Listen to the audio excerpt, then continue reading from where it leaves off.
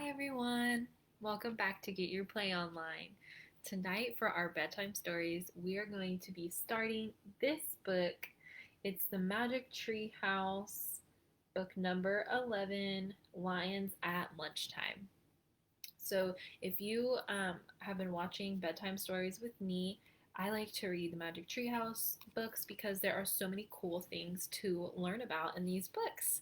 And just a really quick recap about the Magic Treehouse series, they are all books about a brother and sister named Jack and Annie. They find a magic treehouse inside of the woods near their house. It's full of books and it whisks them away to different periods of time in different places, and they meet a magician named Morgan Le Fay who owns the treehouse and helps them discover different cool things in past times and in different places.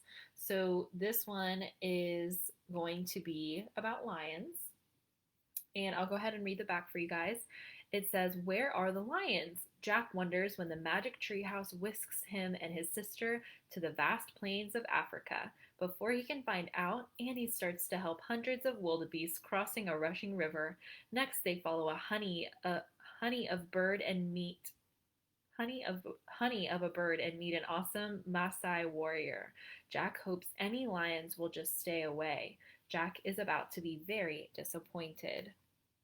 So let's read together and find out what Jack and Annie discover in Africa and where all the lions are. We're going to be reading chapters 1 through 5 tonight. Lions at Lunchtime. Chapter 1, Before Lunch. Jack and Annie were walking home from the grocery store. Jack's pack was heavy. It held a big jar of peanut butter and a loaf of bread. "Are you going to have a peanut butter and jelly sandwich?" asked Annie, "or a peanut butter and honey sandwich?" Jack started to answer, but stopped. "Oh, man," he whispered. "What is it?" said Annie. "Look at that," said Jack. He pointed to the edge of the Frog Creek woods. In the shadows stood a small, delicate animal. It looked like a baby deer. "It's a sign," whispered Annie. "Remember when we saw the rabbit? He was a sign of the Wild West." The deer-like creature leapt into the woods. Jack and Annie didn't stop to think. They followed as fast as they could. Jack's heavy pack thumped against his back as he ran. Finally, they stopped and looked around. "Where did she go?" he said. "I don't see her," said Annie. "Oh, wow," said Annie. She pointed up. There was the magic treehouse. It was shining in the noon sun at the top of the tallest tree in the woods. Its rope ladder swayed in the shadows below. "Where's Morgan?" asked Annie. Morgan Le Fay wasn't waving at them from the window. She wasn't even in the window. "I don't know. Let's go up," said Jack. They climbed the ladder and went into the treehouse. Sunlight streamed through the window. It lit a stack of books and two scrolls in the corner. The ancient scrolls held the answers to the riddles Jack and Annie had solved earlier. Jack took off his heavy pack. "Did Morgan leave us a third riddle?" said Annie. "Looking for someone?" said a soft voice. Jack and Annie whirled around. "Morgan!" said Annie. Morgan Le Fay had appeared out of nowhere. She looked ancient and lovely in the bright light. "Do you still want to become master librarians?" she asked Jack and Annie, "so you can help me in my work?" "Yes," they said together. "Wonderful," Morgan said. Then she reached into her robe and pulled out a scroll. "You've solved two riddles so far," she said. "Here's your third." She handed a scroll to Annie. "And for your research," she pulled a book out of her robe and handed it to Jack. The book's cover said, "The Plains of Africa."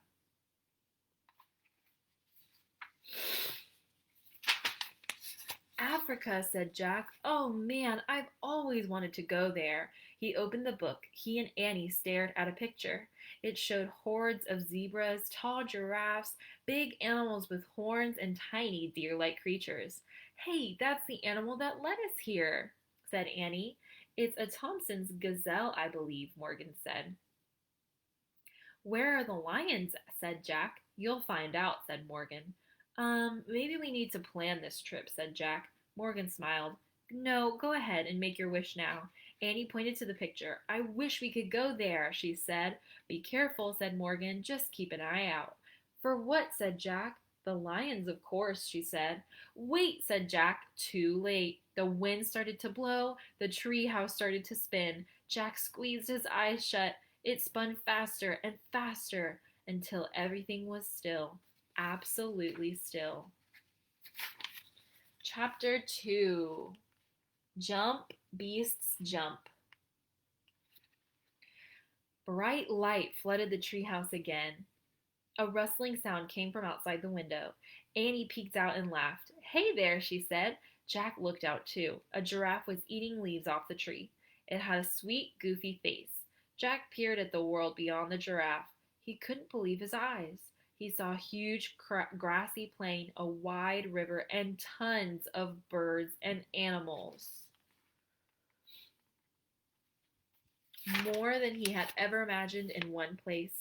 Giraffes and zebras were on the side of the river where Jack and Annie were. Thompson's gazelles and the big horned animals were on the other side. Where are the lions? Said Jack. I don't know, said Annie. Do you think it's always this crowded? Let's find out, said Jack. He picked up the book on Africa and looked at the picture of the animals. He read aloud. Every year in late spring, thousands of zebras and gazelles and millions of wildebeests migrate from the dry plains of Tanzania to Kenya. What's migrate mean? Said Annie. Jack pushed his glasses into place. It means they go someplace else for part of the year, like birds going south for the winter. Oh, right, said Annie. Jack turned the page to read more. Before they are safe in Kenya, the animals must first cross the Mara River. Zebras go first, then the wildebeest. The tiny gazelles swim last. Oh, said Annie in a sad voice. What's wrong? Said Jack. Poor beasts. She looked out the window. They seem afraid. On the far side of the river, the horned animals were standing at the edge of the steep bank in the river. They stared down nervously at the rushing water. Jump, beasts, jump, Annie shouted. Don't be silly. They can't hear you, said Jack. He studied the broad plain. I wonder where the lions are, he said. I don't know, but I have to go, said Annie. Go where? Said Jack. Go to the river to help them. Help who? Said Jack. Those wild beasts on the other side, said Annie. I have to help them migrate. Are you nuts? Said Jack. Annie handed Jack the scroll and started out of the treehouse. Wait a second, said Jack. We haven't even read Morgan's riddle yet. Annie stopped on the ladder. Read it now, she said. Jack unrolled the ancient scroll and read aloud. I'm the color of gold, as sweet as can be, but beware of the danger that's all around me. What am I? Annie started down again. Annie! We'll look for the answer in a minute, said Annie. What are you doing? Jack called. But there was no stopping her. Jack watched as she hopped off the ladder. Then she started to walk through the tall grass, between the zebras and the giraffes. I don't believe her, he said to himself. He quickly put the Africa book into his pack, and he started down the ladder. Then he stepped onto the ground, and he looked around carefully. The giraffes were eating the tree leaves. The zebras were grazing the grass. Tons of birds flapped overhead. This is okay, he thought. He just had one little question. Where are the lions? Chapter 3. Disaster. Come on, Jack, Annie called. She was almost to the river. Wait a minute, he shouted. He wanted to study the giraffes and zebras. He pulled out the Africa book and found a picture of giraffes. He read, the giraffe is the tallest animal in the world. Its legs alone can be 6 feet tall, and its hooves can be as big as dinner plates. The giraffe has a very powerful kick, which makes it dangerous to attack. For this reason, lions tend to avoid giraffes. Jack pulled out his notebook and wrote, Notes on Africa. Lions avoid giraffes. He turned the page and read some more. Zebras live in family groups. As no two zebras have exactly the same pattern of stripes, every baby zebra must learn its own mother's pattern.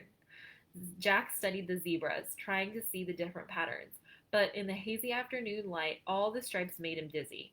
He blinked to clear his head and then read some more. Zebras are the first to cross the river because they eat the coarsest grass. After they've thinned down the top layer, the wildebeests arrive and eat the next layer. They prepare the grass for the gazelles who come last. Wow, thought Jack. Each animal depends on the one that goes before. He wrote, All animals connected. Jack heard Annie shouting from the riverbank, "Jump, beast, jump! You can do it! Don't be afraid, come on!" He looked up. Annie herself was jumping as she called to the wildebeests. Jack sighed. "I'd better stop her before there's trouble," he thought. He put away the Africa book and his notebook. Then he jogged toward the river. His pack was heavy and lumpy, bumping against his back. He'd forgotten to take out the jar of peanut butter and the loaf of bread. Jack decided to leave them at the tree house. He turned to go back. But just then, Annie's shouting stopped. Jack looked at the river. She had vanished. "Annie," he called. No answer. "Annie!" Jack shouted. She had completely disappeared. "Oh man," said Jack. Their trip had barely begun and already disaster had struck. He forgot about the stuff in his pack. He ran just as fast as he could. He wove his way between the grazing zebras and giraffes as he raced to the river. "Help!" called Annie. Chapter 4, Mud Bath. Jack looked over the edge of the riverbank. Annie had fallen into a pool of mud near the water. The thick black mud was up to her chest. "I slipped," she said. "It feels like quicksand." "Be careful," said Annie. Sorry. Jack threw down his pack and got onto his knees. "Be careful," said Annie. "Don't slip too." Jack pointed to a tangle of old tree roots sticking out of the bank. "Grab those," he said. Annie reached for the roots. "Too far," she said, breathing hard. "I'm sinking." She was sinking. The mud was up to her neck. "Hold on!" Jack looked around wildly. He saw a fallen tree branch near the bank. He raced to it, picked it up, and carried it back to Annie. Only her head and arms stuck out of the mud now. Jack held out the branch. Annie grabbed it. "Hold tight," said Jack. "I'll drag you over to the roots." He started pulling on the branch. "I'm still sinking," Annie wailed. The mud was up to her chin. "Come on," said Jack. "You can do it. I know you can. Try, try, try." Just then Jack heard a splash. He looked up. On the other side of the wide river, a wildebeest had jumped into the water. Another jumped, then another. They were headed right toward Jack and Annie. "Hold on tight," said Jack. He pulled on the stick again. Annie moved a tiny bit. "Hey, Jack, on the moon it felt like I weighed 10 pounds," said Annie, "and this mud it feels like I weigh a ton." "Concentrate, Annie," said Jack, trying not to slip down the bank. "I am." The lead wildebeests were halfway across, swimming toward them. Many more wildebeests were jumping into the water. "It's now or never," said Jack. He took a deep breath and pulled really hard. Just then a shadow passed over them. Jack looked up. "Uh-oh," he said. A huge vulture circled overhead. "It thinks you're near the end," said Jack. "Oh, get out of here," Annie shouted at the vulture. "I'm fine." Then, in a burst of fury, she let go of the branch. She lunged for the roots, and she grabbed them. "Yes," cried Jack. "Pull, pull!" Slowly, Annie pulled herself out. She was covered with the black mud from head to toe. Jack helped her get onto the bank, getting mud all over himself. "See?" Annie shook her fist at the vulture. "I'm fine. Now beat it." But the giant ugly bird still circled. "Come on, let's get away from him," said Jack. He pushed his glasses into place. "Rats," he said. Now his glasses were muddy. He tried to clean his hands in the grass. "Oh no," shouted Annie. Jack turned to her. "The wildebeest will get stuck in the mud hole," she cried. She waved her arms at the wildebeest, struggling to swim across the river. "Not here," she shouted. "Not here." But the frantic swimmers kept coming. Chapter 5. Ha ha. "Oh no, no, no," shouted Annie. She raced down the bank until she reached a sandy clear spot. "Here, here," she called. The wildebeest followed her with their wild eyes. Jack watched in disbelief as the swimmers changed their course. Slowly, all the wildebeest swam to where Annie stood. She waved them in like a traffic policeman. Jack grabbed his backpack. "Annie," he cried, "let's go before we get trampled." "Keep it up," she shouted to the wildebeest, and she took off after Jack. They ran farther up the river, away from the incoming wildebeest. Finally, they stopped to catch their breath. They looked back. Everything seemed fine. The wildebeest were scrambling safely over the riverbank. Soon they would graze on the grass prepared by the zebras. "Good work," Jack said to Annie. "Thanks," she said. "Okay, now for our riddle." "No, first we've got to get clean," said Jack. "You look like you're in a mud suit." High-pitched laughter rang through the air. It sounded mocking and mean. Jack and Annie turned around. They saw two spotted brown animals standing in the tall grass. The creatures had bodies like dogs, but with sloping backs. They laughed again. "Ha ha," said Annie. "You don't look so great yourself." "What are they?" said Jack. He took out the book. He tried not to get mud on it as he looked for a picture. When he found it, he read aloud. On the African plains, the hyena is the ruling predator after the lion. It makes a sound similar to a high pitched human laugh. "What's predator mean?" said Annie. It means it catches things and eats them," said Jack.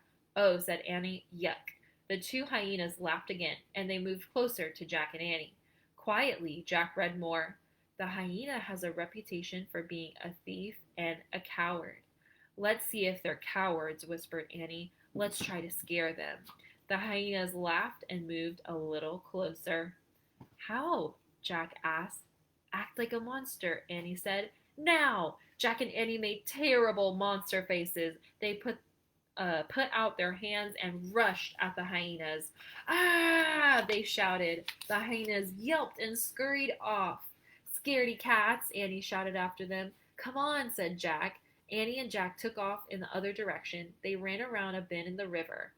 Jack heard the hyena laughter again. It sounded far away. "Good," he said. "They're gone." "Hey, maybe we can wash over there," said Annie. She pointed to the edge of the forest. There was a small pond surrounded by tall grass. Zebras were drinking the water. "Yeah," said Jack, "if it's safe enough for them to drink." The zebras ignored them as they walked toward the pond.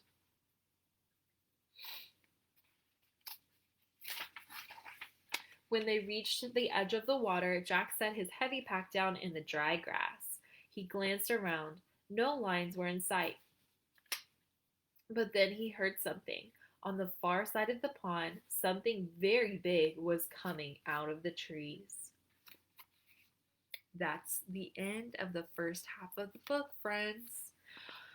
Wow, what a good story. That sounds like so much fun seeing all those animals, and I'm glad Jack and Annie made it out safe.